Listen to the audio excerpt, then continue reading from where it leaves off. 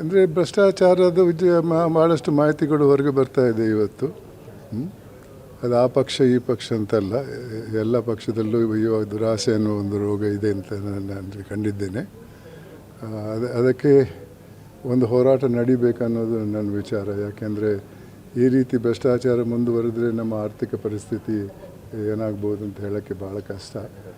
ಆರ್ಥಿಕ ಪರಿಸ್ಥಿತಿಯ ಕುಸಿತದಿಂದ ಕಷ್ಟಪಡುವವರು ಮಧ್ಯಮ ವರ್ಗದವರು, ಕೆಳವರ್ಗದವರು. ಅದೇ ಶ್ರೀಮಂತರಲ್ಲಿ ಹೇಗೂ ಹಣ ಇದ್ದೇ ಇರ್ತದೆ, ಅವ್ರ ವಿಚಾರವನ್ನು ಅವರು ನೋಡ್ಕೊಳ್ತಾರೆ. ಮಧ್ಯಮ ವರ್ಗದವರಿಗೆ, ಕೆಳವರ್ಗದವರಿಗೆ ಇಂಥ ಸಮಸ್ಯೆ ಬಂದರೆ ಮುಂದೆ ಪ್ರಜಾಪ್ರಭುತ್ವ ಈ ದೇಶದಲ್ಲಿ ಉಳಿಯಲ್ಲ ಅನ್ನೋದು ನನ್ನ ವಿಚಾರ. ಕ್ರಾಂತಿ ಆಗ್ಬೋದು, ಅದು ಬೇಡ ನಮಗೆ. ಅದಕ್ಕಾಗಿ ಈ ಒಂದು ಭ್ರಷ್ಟಾಚಾರವನ್ನು ತಡೆಗಟ್ಟುವಂತಹ ಪ್ರಯತ್ನ ನಡಿಬೇಕನ್ನೋದು ನನ್ನ ವಿಚಾರ.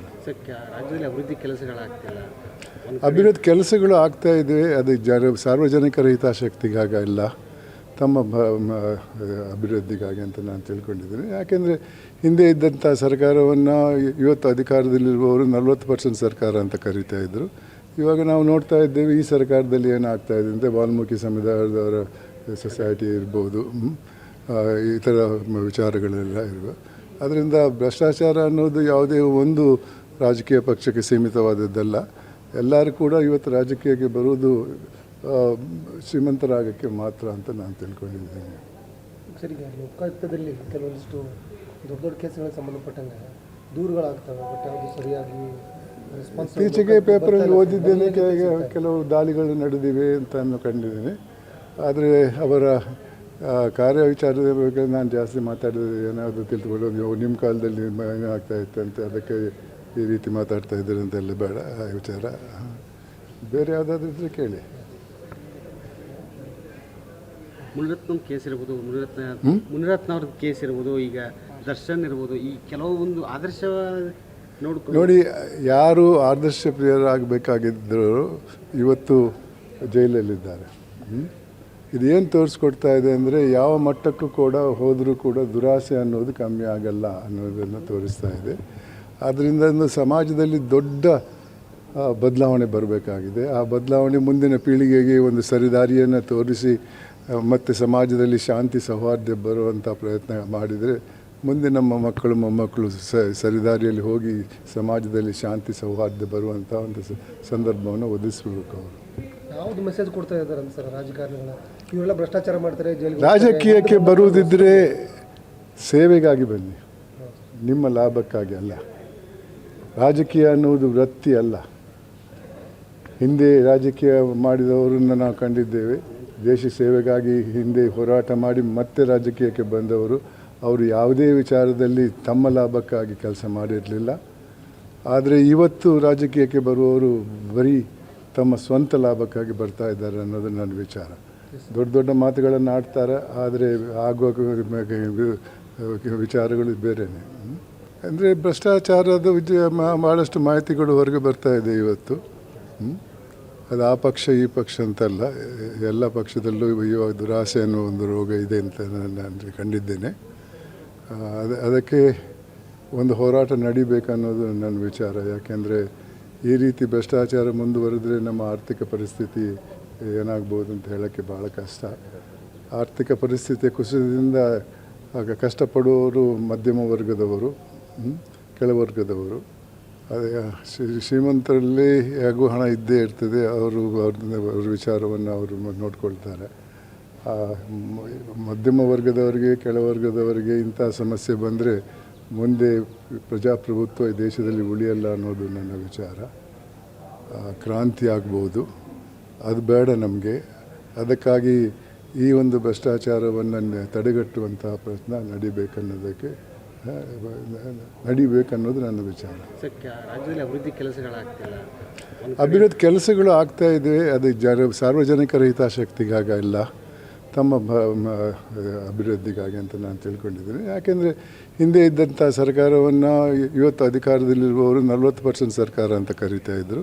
ಇವಾಗ ನಾವು ನೋಡ್ತಾ ಇದ್ದೇವೆ ಈ ಸರ್ಕಾರದಲ್ಲಿ ಏನಾಗ್ತಾ ಇದೆ ಅಂತ. ವಾಲ್ಮೀಕಿ ಸಮುದಾಯದವರ ಸೊಸೈಟಿ ಇರ್ಬೋದು, ಈ ಥರ ವಿಚಾರಗಳೆಲ್ಲ ಇರುವ. ಅದರಿಂದ ಭ್ರಷ್ಟಾಚಾರ ಅನ್ನೋದು ಯಾವುದೇ ಒಂದು ರಾಜಕೀಯ ಪಕ್ಷಕ್ಕೆ ಸೀಮಿತವಾದದ್ದಲ್ಲ. ಎಲ್ಲರೂ ಕೂಡ ಇವತ್ತು ರಾಜಕೀಯಕ್ಕೆ ಬರುವುದು ಶ್ರೀಮಂತರಾಗಕ್ಕೆ ಮಾತ್ರ ಅಂತ ನಾನು ತಿಳ್ಕೊಂಡಿದ್ದೀನಿ. ಸರ್, ಈಗ ಲೋಕಾಯುಕ್ತದಲ್ಲಿ ಕೆಲವೊಂದಿಷ್ಟು ದೊಡ್ಡ ದೊಡ್ಡ ಕೇಸ್ಗಳಿಗೆ ಸಂಬಂಧಪಟ್ಟಂಗೆ ದೂರುಗಳಾಗ್ತವೆ, ಬಟ್ ಯಾವುದು ಸರಿಯಾಗಿ ರೆಸ್ಪಾನ್ಸ್ ಇತ್ತೀಚೆಗೆ ಪೇಪರಲ್ಲಿ ಓದಿದ್ದೇನೆ, ಕೆಲವು ದಾಳಿಗಳು ನಡೆದಿವೆ ಅಂತ ಕಂಡಿದ್ದೀನಿ. ಆದರೆ ಅವರ ಕಾರ್ಯವಿಚಾರದ ಬಗ್ಗೆ ನಾನು ಜಾಸ್ತಿ ಮಾತಾಡಿದ್ರೆ ಏನಾದರೂ ತಿಳ್ಕೊಳ್ಳೋದು, ನಿಮ್ಮ ಕಾಲದಲ್ಲಿ ಏನಾಗ್ತಾ ಇತ್ತಂತೆ ಅದಕ್ಕೆ ಈ ರೀತಿ ಮಾತಾಡ್ತಾ ಇದ್ದಾರೆ ಅಂತೆಲ್ಲ ಬೇಡ. ಆ ವಿಚಾರ ಬೇರೆ ಯಾವುದಾದ್ರೂ ಇದ್ದರೆ ಕೇಳಿ. ಮುನಿರತ್ನಂ ಕೇಸ್ ಇರ್ಬೋದು, ಮುನಿರತ್ನ ಅವ್ರ ಕೇಸ್ ಇರ್ಬೋದು, ಈಗ ದರ್ಶನ್ ಇರ್ಬೋದು, ಈ ಕೆಲವೊಂದು ಆದರ್ಶ ನೋಡಿ, ಯಾರು ಆದರ್ಶ ಪ್ರಿಯರಾಗಬೇಕಾಗಿದ್ದರು ಇವತ್ತು ಜೈಲಲ್ಲಿದ್ದಾರೆ. ಇದೇನು ತೋರಿಸ್ಕೊಡ್ತಾ ಇದೆ ಅಂದರೆ ಯಾವ ಮಟ್ಟಕ್ಕೂ ಕೂಡ ಹೋದರೂ ಕೂಡ ದುರಾಸೆ ಅನ್ನೋದು ಕಮ್ಮಿ ಆಗಲ್ಲ ಅನ್ನೋದನ್ನು ತೋರಿಸ್ತಾ ಇದೆ. ಆದ್ದರಿಂದ ಒಂದು ಸಮಾಜದಲ್ಲಿ ದೊಡ್ಡ ಬದಲಾವಣೆ ಬರಬೇಕಾಗಿದೆ. ಆ ಬದಲಾವಣೆ ಮುಂದಿನ ಪೀಳಿಗೆಗೆ ಒಂದು ಸರಿದಾರಿಯನ್ನು ತೋರಿಸಿ ಮತ್ತು ಸಮಾಜದಲ್ಲಿ ಶಾಂತಿ ಸೌಹಾರ್ದ ಬರುವಂಥ ಪ್ರಯತ್ನ ಮಾಡಿದರೆ ಮುಂದೆ ನಮ್ಮ ಮಕ್ಕಳು ಮೊಮ್ಮಕ್ಕಳು ಸರಿದಾರಿಯಲ್ಲಿ ಹೋಗಿ ಸಮಾಜದಲ್ಲಿ ಶಾಂತಿ ಸೌಹಾರ್ದ ಬರುವಂಥ ಒಂದು ಸಂದರ್ಭವನ್ನು ಒದಗಿಸ್ಬೇಕು. ಅವರು ಯಾವುದು ಮೆಸೇಜ್ ಕೊಡ್ತಾ ಇದ್ದಾರೆ ಅಂತ ಸರ್ ರಾಜಕಾರಣಿಗಳ? ಇವರೆಲ್ಲ ಭ್ರಷ್ಟಾಚಾರ ಮಾಡ್ತಾರೆ, ರಾಜಕೀಯಕ್ಕೆ ಬರುವುದಿದ್ದರೆ ಸೇವೆಗಾಗಿ ಬನ್ನಿ, ನಿಮ್ಮ ಲಾಭಕ್ಕಾಗಿ ಅಲ್ಲ. ರಾಜಕೀಯ ಅನ್ನುವುದು ವೃತ್ತಿ ಅಲ್ಲ. ಹಿಂದೆ ರಾಜಕೀಯ ಮಾಡಿದವರನ್ನು ನಾವು ಕಂಡಿದ್ದೇವೆ. ದೇಶ ಸೇವೆಗಾಗಿ ಹಿಂದೆ ಹೋರಾಟ ಮಾಡಿ ಮತ್ತೆ ರಾಜಕೀಯಕ್ಕೆ ಬಂದವರು. ಅವರು ಯಾವುದೇ ವಿಚಾರದಲ್ಲಿ ತಮ್ಮ ಲಾಭಕ್ಕಾಗಿ ಕೆಲಸ ಮಾಡಿರಲಿಲ್ಲ. ಆದರೆ ಇವತ್ತು ರಾಜಕೀಯಕ್ಕೆ ಬರುವವರು ಬರೀ ತಮ್ಮ ಸ್ವಂತ ಲಾಭಕ್ಕಾಗಿ ಬರ್ತಾ ಇದ್ದಾರೆ ಅನ್ನೋದು ನನ್ನ ವಿಚಾರ. ದೊಡ್ಡ ದೊಡ್ಡ ಮಾತುಗಳನ್ನು ಆಡ್ತಾರೆ, ಆದರೆ ಆಗುವ ವಿಚಾರಗಳು ಬೇರೆಯೇ. ಅಂದರೆ ಭ್ರಷ್ಟಾಚಾರದ ಭಾಳಷ್ಟು ಮಾಹಿತಿಗಳು ಹೊರಗೆ ಬರ್ತಾ ಇದೆ ಇವತ್ತು. ಅದು ಆ ಪಕ್ಷ ಈ ಪಕ್ಷ ಅಂತಲ್ಲ, ಎಲ್ಲ ಪಕ್ಷದಲ್ಲೂ ಇವಾಗ ದುರಾಸೆ ಅನ್ನೋ ಒಂದು ರೋಗ ಇದೆ ಅಂತ ನಾನು ಕಂಡಿದ್ದೇನೆ. ಅದಕ್ಕೆ ಒಂದು ಹೋರಾಟ ನಡಿಬೇಕನ್ನೋದು ನನ್ನ ವಿಚಾರ. ಯಾಕೆಂದರೆ ಈ ರೀತಿ ಭ್ರಷ್ಟಾಚಾರ ಮುಂದುವರೆದ್ರೆ ನಮ್ಮ ಆರ್ಥಿಕ ಪರಿಸ್ಥಿತಿ ಏನಾಗ್ಬೋದು ಅಂತ ಹೇಳೋಕ್ಕೆ ಭಾಳ ಕಷ್ಟ. ಆರ್ಥಿಕ ಪರಿಸ್ಥಿತಿಯ ಕುಸಿತದಿಂದ ಆಗ ಕಷ್ಟಪಡುವವರು ಮಧ್ಯಮ ವರ್ಗದವರು, ಕೆಳವರ್ಗದವರು. ಅದೇ ಶ್ರೀಮಂತರಲ್ಲಿ ಹೇಗೂ ಹಣ ಇದ್ದೇ ಇರ್ತದೆ. ಅವ್ರ ವಿಚಾರವನ್ನು ಅವರು ನೋಡ್ಕೊಳ್ತಾರೆ. ಮಧ್ಯಮ ವರ್ಗದವರಿಗೆ, ಕೆಳವರ್ಗದವರಿಗೆ ಇಂಥ ಸಮಸ್ಯೆ ಬಂದರೆ ಮುಂದೆ ಪ್ರಜಾಪ್ರಭುತ್ವ ಈ ದೇಶದಲ್ಲಿ ಉಳಿಯಲ್ಲ ಅನ್ನೋದು ನನ್ನ ವಿಚಾರ. ಕ್ರಾಂತಿ ಆಗ್ಬೋದು, ಅದು ಬೇಡ ನಮಗೆ. ಅದಕ್ಕಾಗಿ ಈ ಒಂದು ಭ್ರಷ್ಟಾಚಾರವನ್ನು ತಡೆಗಟ್ಟುವಂತಹ ಪ್ರಯತ್ನ ನಡಿಬೇಕನ್ನೋದು ನನ್ನ ವಿಚಾರ. ರಾಜ್ಯದಲ್ಲಿ ಅಭಿವೃದ್ಧಿ ಕೆಲಸಗಳಾಗ್ತಿಲ್ಲ, ಅಭಿವೃದ್ಧಿ ಕೆಲಸಗಳು ಆಗ್ತಾ ಇವೆ. ಅದು ಸಾರ್ವಜನಿಕರ ಹಿತಾಸಕ್ತಿಗಾಗಲ್ಲ, ತಮ್ಮ ಅಭಿವೃದ್ಧಿಗಾಗಿ ಅಂತ ನಾನು ತಿಳ್ಕೊಂಡಿದ್ದೀನಿ. ಯಾಕೆಂದರೆ ಹಿಂದೆ ಇದ್ದಂಥ ಸರ್ಕಾರವನ್ನು ಇವತ್ತು ಅಧಿಕಾರದಲ್ಲಿರುವವರು 40% ಸರ್ಕಾರ ಅಂತ ಕರೀತಾ ಇದ್ದರು. ಇವಾಗ ನಾವು ನೋಡ್ತಾ ಇದ್ದೇವೆ ಈ ಸರ್ಕಾರದಲ್ಲಿ ಏನಾಗ್ತಾ ಇದೆ ಅಂತ. ವಾಲ್ಮೀಕಿ ಸಮುದಾಯದವರ ಸೊಸೈಟಿ ಇರ್ಬೋದು, ಈ ಥರ ವಿಚಾರಗಳೆಲ್ಲ ಇರುವ. ಅದರಿಂದ ಭ್ರಷ್ಟಾಚಾರ ಅನ್ನೋದು ಯಾವುದೇ ಒಂದು ರಾಜಕೀಯ ಪಕ್ಷಕ್ಕೆ ಸೀಮಿತವಾದದ್ದಲ್ಲ.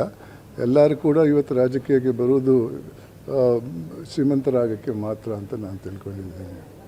ಸರ್, ಈಗ ಲೋಕಾಯುಕ್ತದಲ್ಲಿ ಕೆಲವೊಂದಿಷ್ಟು ದೊಡ್ಡ ದೊಡ್ಡ ಕೇಸ್ಗಳಿಗೆ ಸಂಬಂಧಪಟ್ಟಂಗೆ ದೂರುಗಳಾಗ್ತವೆ, ಬಟ್ ಯಾವುದು ಸರಿಯಾಗಿ ರೆಸ್ಪಾನ್ಸ್ ಇತ್ತೀಚೆಗೆ ಪೇಪರಲ್ಲಿ ಓದಿದ್ದೇನೆ, ಕೆಲವು ದಾಳಿಗಳು ನಡೆದಿವೆ ಅಂತ ಕಂಡಿದ್ದೀನಿ.